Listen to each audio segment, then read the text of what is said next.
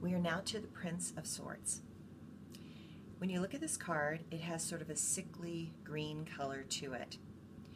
And remember again that all princes can represent any of the signs that are related to their suit. So this card can represent any of the air signs, which are Libra, Aquarius, and Gemini. Now when you look at this card, you can see that he has sort of an aggressive stance. And so this is the airy aspect of air. So when you have somebody who is very smart and very bright and full of ideas, they're amazingly clever, they have this elusive and elastic mind, they can also be a little bit not so compassionate. They prefer to live in their mind.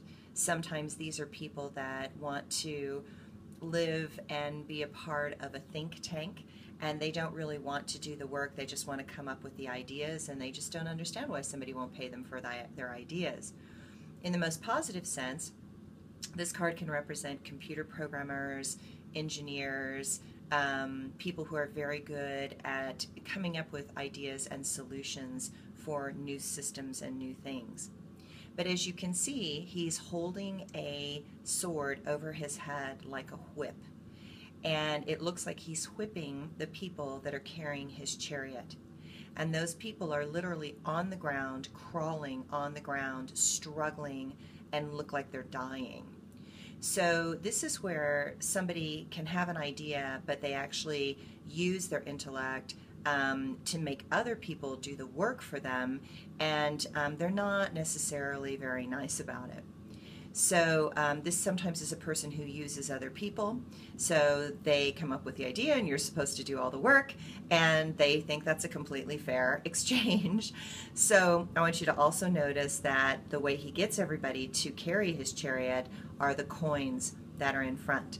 So he's throwing out the coins, which is money, and initiating the greed factor to make them do what he wants them to do.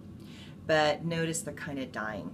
So this can create a type of person who will create a lot of resentment around other people because they'll feel like they're not doing anything, and they're expecting everyone else that he expects everyone else to come up with all the solutions. Now, this is also, in the most positive sense, a person who's extremely well educated, like a professor or a scholar. It's a person who has preferred to live in the domain of the mind and loves the idea, philosophy place. So this is sometimes men that they would prefer to philosophize all day and live in their books and read all the interesting philosophies like the Bhagavad Gita and the Tibetan Book of the Dead and the Egyptian Book of the Dead, and they prefer to live in the mind and not necessarily relate to humanity. So again, any court card is a maybe card, and so this card does represent maybe.